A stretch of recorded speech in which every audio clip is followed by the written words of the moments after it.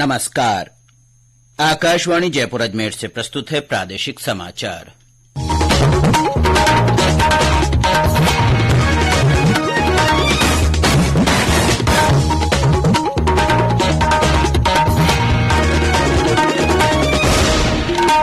मुख्य समाचार। G20 रोजगार कार्य समूह की पहली बैठक आज से जोधपुर में। श्रम, रोजगार और सामाजिक मुद्दों पर होगी चर्चा।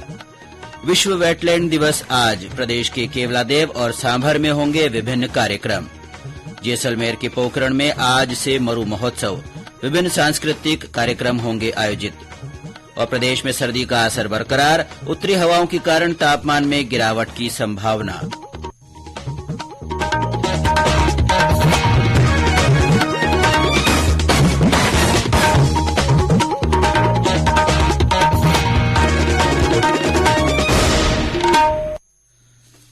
समाचारों के साथ मैं अब्दुल हनीफ और अब समाचार विस्तार से।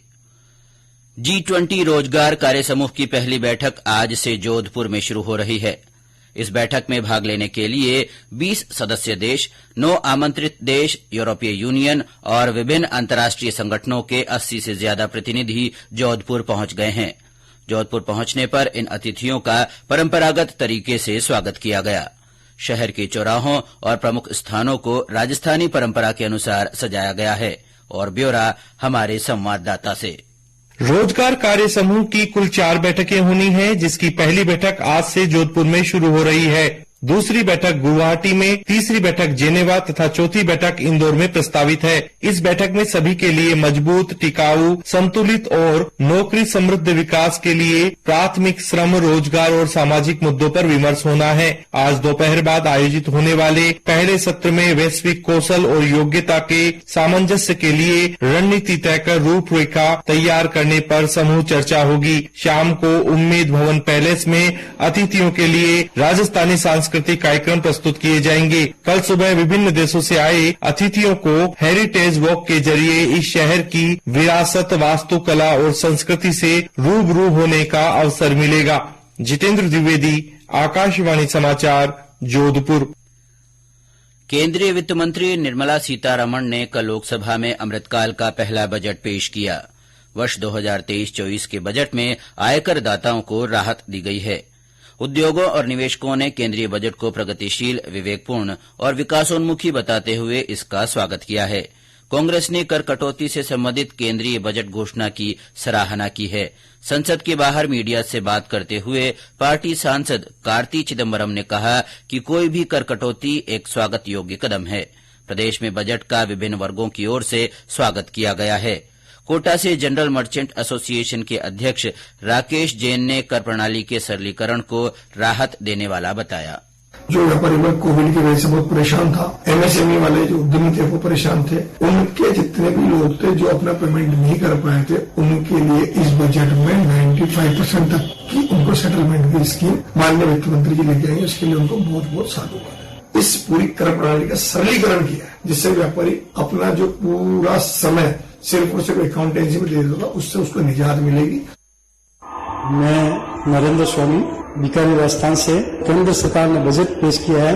आयकर में बहुत बड़ी राहत दी गई है, जिससे हमें सभी कर्मचारियों, पेंशनर्स को बहुत ही खुशी हुई है। हम उनका बहुत बहुत धन्यवाद पेश करते हैं और आगे भी आशा रखते हैं कि वो पेंशनर्स को भी बहुत बड़ी राहत देंगे, टैक्स में भी और अन्य चीजों में भी। आम बजट में प्रस्तावित सीमा शुल्क में कमी या वृद्धि के कारण बड़ी संख्या में आमतौर पर उपयोग में आने वाली वस्तुएं प्रभावित होंगी। महंगी होने वाली वस्तुओं में सोने से बनी वस्तुएं, रसोई में इस्तेमाल की जाने वाली बिजली की चिमनी, प्रयोगशाला में तैयार किए जाने वाले हीरे, चांदी के बर्तन और जेवर, तांबे के उत्पाद, मिश्रित रबड़, रेडीमेड कपड़े और सिगरेट शामिल है। सस्ती होने वाली वस्तुओं में कैमरे के लेंस, मोबाइल फोन, टीवी उपकरण, लिथियम आयन बैटरी तैयार करने वाली मशीन और विद्युत वाहन उद्योग के लिए कच्चा माल शामिल है। आज विश्व वेटलैंड दिवस है। 1971 में अंतर्राष्ट्रीय महत्व के वेटलैंड्स पर रामसर कन्वेंशन पर हस्ताक्षर करने के उपलक्ष्य में हर साल 2 फरवरी को विश्व वेटलैंड दिवस मनाया जाता है। केंद्रीय पर्यावरण, वन और जलवायु परिवर्तन मंत्रालय ने सभी राज्यों और केंद्र शासित प्रदेशों को विश्व वेटलैंड दिवस मनाने के लिए एक एडवाइजरी भी जारी की है। आज देशभर के सभी 75 रामसर स्थलों पर विश्व वेटलैंड दिवस मनाया जा रहा है। इसी क्रम में प्रदेश के 2 वेटलैंड सांभर और केवलादेव में भी विभिन्न गतिविधियां आयोजित की जा रही है। भरतपुर से हमारे संवाददाता ने बताया कि आज केवलादेव राष्ट्रीय उद्यान में इस अवसर पर विभिन्न कार्यक्रम आयोजित किए जा रहे हैं। उद्यान के सालिम अली व्याख्यान केंद्र पर संगोष्ठी का आयोजन किया जाएगा। स्कूली बच्चों को पर्यावरण संरक्षण के अलावा वेटलैंड्स के बारे में अवगत कराया जाएगा। बाद में पर्यावरण को बचाने की थीम को लेकर चित्रकला, निबंध और भाषण प्रतियोगिता का भी आयोजन किया जाएगा। इसके साथ ही केवलादेव उद्यान में साफ सफाई अभियान शुरू कर पॉलीथीन मुक्त केवलादेव उद्यान बनाने के उद्देश्य को लेकर प्लास्टिक कूड़ा एकत्रित किया जाएगा। उल्लेखनीय कार्य करने वाले विद्यार्थियों को पुरस्कृत भी किया जाएगा। शिव कुमार वशिष्ठ, आकाशवाणी समाचार, भरतपुर। ये समाचार आकाशवाणी जयपुर अजमेर से प्रसारित किए जा रहे हैं। समाचारों में आपका एक बार फिर से स्वागत है। जैसलमेर जिले के पोखरण में आज से 4 दिनों के मरु महोत्सव का शुभारंभ होगा। पर्यटन विभाग और जैसलमेर जिला प्रशासन ने सभी तैयारियां पूरी कर ली है। महोत्सव के दौरान विभिन्न सांस्कृतिक कार्यक्रमों और प्रतियोगिताओं का आयोजन किया जाएगा। साथ ही विश्वविख्यात कलाकार अपनी कला की प्रस्तुतियां देंगे। इस दौरान मरुधरा के धोरों पर सूफी तराने गूंजेंगे और ऊंट अपने करतब दिखाएंगे। महोत्सव की शुरुआत में आज पोखरण के सालम सागर तालाब से राजकीय विद्यालय तक शोभा यात्रा निकाली जाएगी। इसके बाद विद्यालय में कालबेलिया नृत्य, मिस्टर पोखरण, मिस पोखरण प्रतियोगिताएं आयोजित होंगी। वहीं इस दौरान लेजिम नृत्य, भवाई नृत्य, साफा बांध, रस्साकसी, पणिहारी, मटका रेस का भी आयोजन किया जाएगा। दोपहर में पद्मश्री अनवर खान भैया और लाखे खान सांस्कृतिक प्रस्तुतियां देंगे। इंदिरा गांधी राष्ट्रीय मुक्त विश्वविद्यालय ने प्रवेश प्रक्रिया में अंतिम तारीख 31 जनवरी से बढ़ाकर 10 फरवरी कर दी है। जयपुर केंद्र की वरिष्ठ क्षेत्रीय निदेशक डॉ ममता भाटिया ने बताया कि राज्य सरकार के द्वारा बालिका दूरस्थ शिक्षा योजना के तहत प्रदेश की मूल निवासी सभी महिलाओं को इग्नू कार्यक्रमों में प्रवेश लेने पर पूरी फीस का पुनर्भरण किया जाएगा।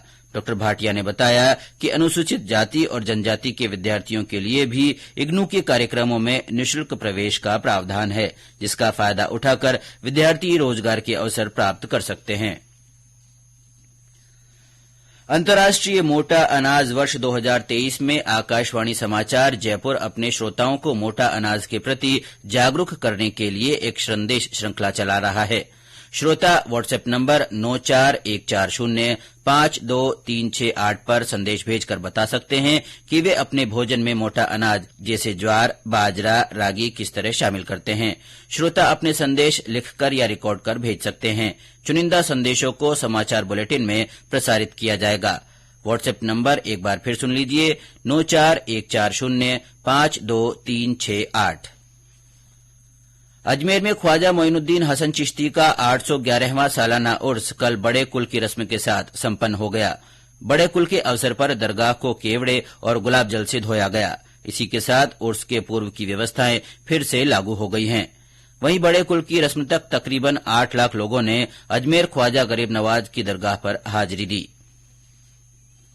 प्रदेश में बारिश के बाद जयपुर समेत पूरे राज्य में सर्दी का असर बरकरार है। मौसम विभाग के अनुसार आगामी 24 घंटों के दौरान उत्तरी हवाओं के प्रभाव से न्यूनतम तापमान में 2 से 3 डिग्री सेल्सियस तक की गिरावट आ सकती है। सीकर में कल के मुकाबले तापमान में गिरावट दर्ज की गई। जालौर में सर्द हवाएं चलने से सर्दी का असर जारी है। भीलवाड़ा में भी तापमान में गिरावट देखने को मिल रही है। करौली में भी सर्दी का असर बना हुआ है। दूसरी ओर कोहरे के कारण रेल यातायात प्रभावित हुआ है। जिले के हिंडौन सिटी से गुजरने वाले कई रेलगाड़ियां 2 से 3 घंटे की देरी से चल रही है। मौसम विभाग ने आगे मौसम के शुष्क बने रहने की संभावना जताई है। महिला क्रिकेट में भारत का आज पूर्वी लंदन में त्रिकोणीय श्रृंखला के फाइनल में दक्षिण अफ्रीका से मुकाबला होगा। इस त्रिकोणीय सीरीज की भारत और दक्षिण अफ्रीका के अलावा तीसरी टीम वेस्टइंडीज है। भारतीय महिला खिलाड़ियों ने श्रृंखला में खेले गए 4 मैचों में से 3 में जीत हासिल की, जबकि 1 का कोई नतीजा नहीं निकला। और अब अंत में मुख्य समाचार एक बार फिर। G20 रोजगार कार्य समूह की पहली बैठक आज से जोधपुर में शुरू हो रही है। श्रम, रोजगार और सामाजिक मुद्दों पर होगी चर्चा। विश्व वेटलैंड दिवस आज मनाया जा रहा है। प्रदेश के केवलादेव और सांभर में विभिन्न कार्यक्रम आयोजित किए जा रहे हैं। जैसलमेर के पोखरण में आज से मरु महोत्सव की शुरुआत हो रही है। विभिन्न सांस्कृतिक कार्यक्रम आयोजित किए जाएंगे। और प्रदेश में सर्दी का असर बरकरार है। उत्तरी हवाओं के कारण तापमान में गिरावट की संभावना है। इसी के साथ प्रादेशिक समाचार बुलेटिन समाप्त हुआ। नमस्कार।